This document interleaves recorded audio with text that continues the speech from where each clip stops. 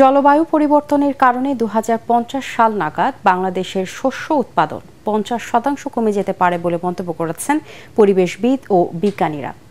জলবায়ু গবেষক ডক্টর আইনুন নিশাত বলেছেন, পরিবেশের ক্ষতি করে মানুষ যেসব কাজ করছে তারই ভয়াবহ প্রতিশোধ নিতে চলেছে প্রকৃতি।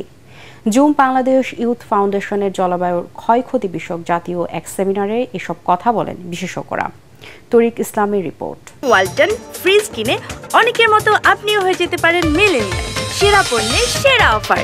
রংপুরের যদি কেউ থাকে তাহলে জানবেন। জলবায়ু পরিবর্তন ও তাপপ্রবাহ রোধে জাতীয় প্রেস ক্লাবে এই সেমিনারে গবেষক ও বিশেষজ্ঞরা জলবায়ুর পরিবর্তনজনিত কারণে বাংলাদেশের বর্তমান ও ভবিষ্যৎ ক্ষয়ক্ষতি ও সমাধানের নানা দিক তুলে ধরেন। এ সময় জলবায়ু পরিবর্তনের ভয়াবহতা তুলে ধরেন পরিবেশ কর্মী, সাংবাদিক ও জলবায়ু বিশেষজ্ঞরা। এই পৃথিবীতে সামনের যে যুদ্ধ, সামনের যে লড়াই, সেটি কিন্তু জলবায়ুকে ঘিরেই হবে। কারণ আমরা কোনো কিছু দিয়েই আমরা ঢেকে রেখে এই পৃথিবীকে রক্ষা করতে পারবো না, যদি না ন্যাচার, প্রকৃতিকে আমরা রক্ষা করতে পারি। আমরা যদি ডেভেলপমেন্টের সময় দূষণকে যদি গুরুত্ব না দিই, কন্ট্রোলের বিষয়টি না রাখি, আমাদের ঘনত্ব অনেক বেশি, আমাদের মানুষের ক্ষয়ক্ষতির পরিমাণও বেশি হয়ে যাবে। পরিবেশের প্রাকৃতিক ভারসাম্য আনতে শহরে সবুজায়নের সঠিক নীতিমালা বাস্তবায়নের দাবি জানান খ্যাতিমান স্থপতি ইকবাল হাবিব।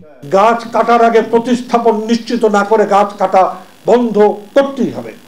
তার মানে একটি গাছ কাটলে 10টি গাছ লাগাতে হবে।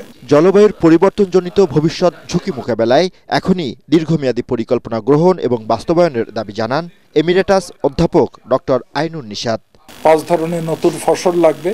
বন্যা সহ্য করতে পারে, খরা সহ্য করতে পারে, তাপ সহ্য করতে পারে, লবণাক্ততা সহ্য করতে পারে এবং তার ডিউরেশন কম হবে।